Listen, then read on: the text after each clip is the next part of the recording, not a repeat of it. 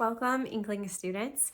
This was Katie. I wanted to make a video about the essay we read in class by C.S. Lewis, Myth Became Fact. If you found us here because you're just wanting to know more about the essay, I hope that this helps you dive into some of the concepts in it. This is a really important little essay that I think strikes at some of the ideas that were really foundational to C.S. Lewis, to his writing, to J.R.R. Tolkien, to the Inklings in general. So this is a great starting point, and I was really pleased with some of the ideas that students had and some of the questions that they had about this essay. So let's start off with, how would you respond if somebody told you Christianity is just a myth like any other? Because that's kind of the premise of this essay. It begins, Lewis is responding to a friend, Corineus, who compared modern Christianity to the modern English monarchy. The forms of kingship have been retained, but the reality has been abandoned. And he says it's an archaic mythology, basically, that Christianity is something that we just cling on to for some unknown reason. And we wear the church hat, we follow through in the rituals of Christianity, but it has no power. That has no power in our lives. And so that's the accusation, which is a really interesting accusation for Lewis to tackle, because up until his conversion to Christianity, he might have said the same.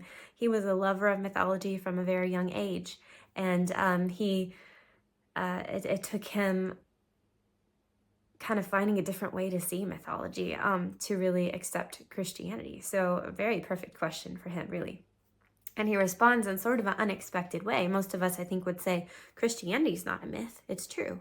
But Lewis's response is Christianity is a myth and it's true. It is a true myth. It is myth became fact.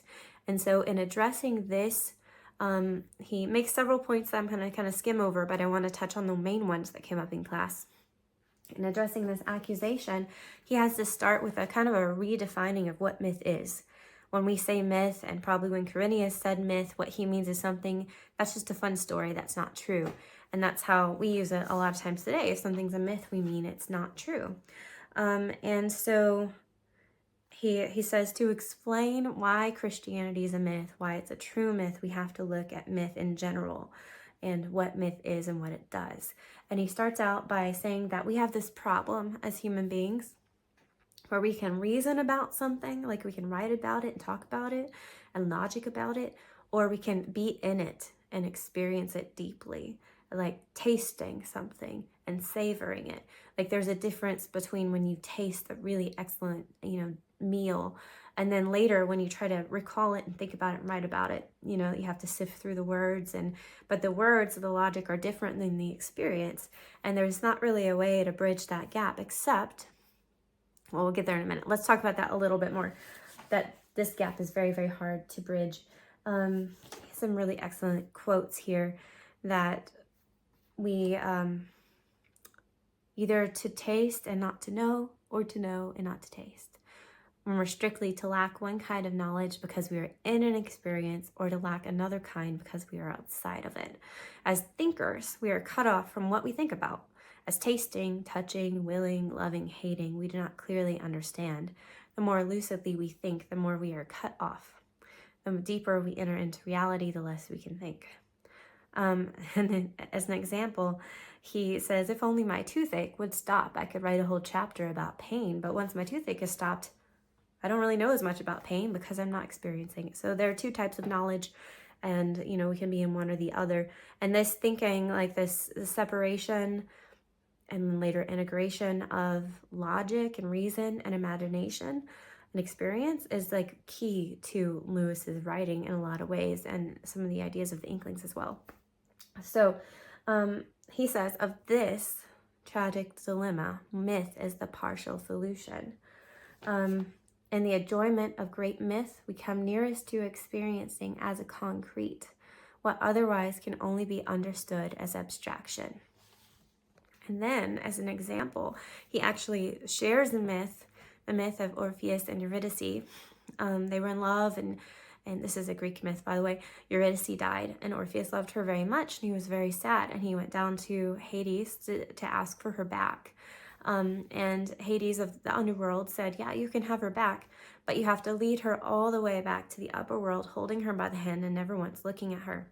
And so he's leading her up by the hand, and as soon as he turns to look at her, she disappears.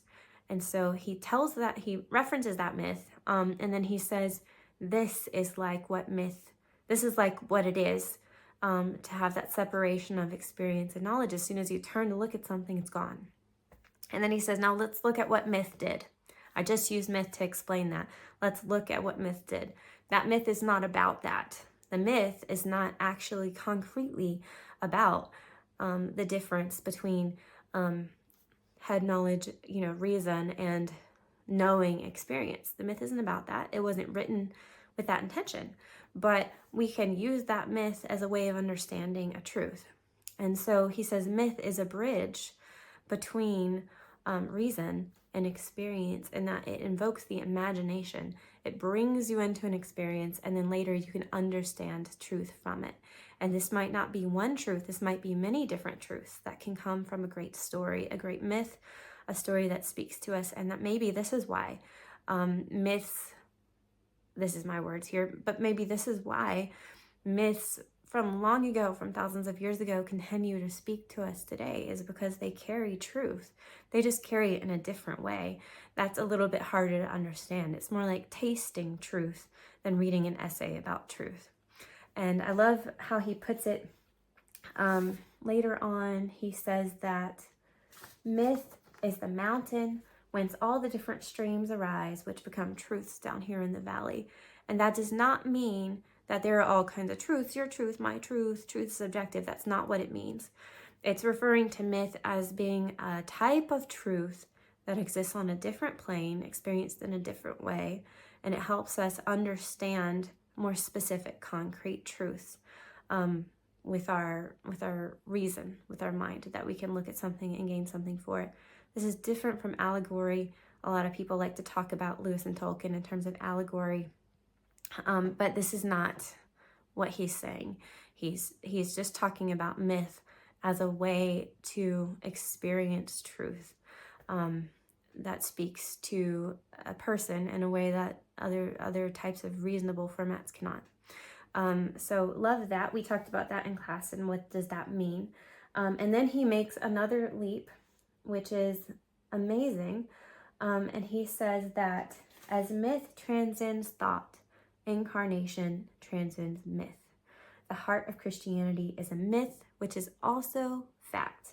So just the way that myth transcends thought and experience, the incarnation transcends myth and fact, between what is mythos, or imaginative word, and what is logos, or concrete reality experience word. These are two Greek words, by the way, that both mean, and I apologize if I mispronounced that. I'm not a Greek expert, but what's interesting is that mythos and logos both mean word, but they mean it in different senses. So mythos is a word as in a story, as in imagination, story. Logos is a word as in this happened. This is the account. John 1:1. In the beginning was the word. This is a true thing that really happened.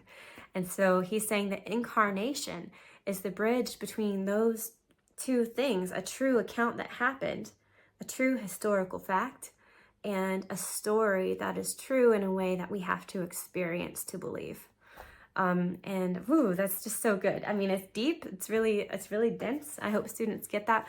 But it's just saying the incarnation of Christ not only is the bridge between a story that moves us as an experience that becomes part of us, as Christianity does when we embrace it, becomes part of us. It's something we can truly experience like a myth, but it's also true historical fact, grounded in history and accounts, in specific details that are verifiably true, and that Christianity is both of these things, and it bridges the span between myth and reality in just the same way that myth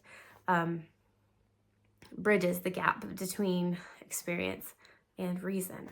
It's so good. I hope that makes sense. But that is the main thing that we talked about. And I just want to wrap it up with a couple of quotes. To be truly Christian, we must both assent to the historical fact and also receive the myth, fact though it has become, with the same imaginative embrace which we accord to all myths. And so imaginative here doesn't mean we're playing pretend with Christianity. It means we're letting it envelop all of our senses and ourself, and our poetic mind, our creator mind, our imagination, that our reason doesn't just belong to the Lord, so does our imagination, so do our experiences. And Christianity is mythic in nature, and it's also historical, verifiable fact in nature. One last quote. We must not be ashamed of the mythical radiance resting on our theology. We must not be nervous about parallels in pagan Christ. So in stories, when there are other type of Christ-like figures, like in Greek mythology, for example, or in Norse mythology, there are often parallels to our Christ. We don't need to be ashamed about that, because those are many truths. They're hidden, they're obscured, but they're still part of the general revelation that God's given us through man's creativity to create stories with meaning. They point us in the right direction, even though they're not specific. So we don't need to be embarrassed about similarities. They ought to be there. It would be a stumbling block if they weren't. We must not, in false spirituality, withhold our imaginative welcome. If God chooses to be mythopoeic, and is not the sky itself a myth, shall we refuse to be mythopathic? For this is the marriage between heaven and earth, perfect myth and perfect fact, claiming not only our love and our obedience, but also our wonder and delight, addressed to the savage, the child, and the poet, and each one of us, no less than to the moralist, the scholar, and the philosopher. So just as myth speaks to both our reason and our experience, Christianity should speak to all parts of us, not just our mind, not just our repetitive habits or the rituals that we participate in, but also our whole imaginative being, because we are all creatures of both worlds, and Christianity speaks to every part of that. So this is a great essay. I hope that made sense. I hope it clarified some things, and just keep it in mind as we continue to explore the Inklings.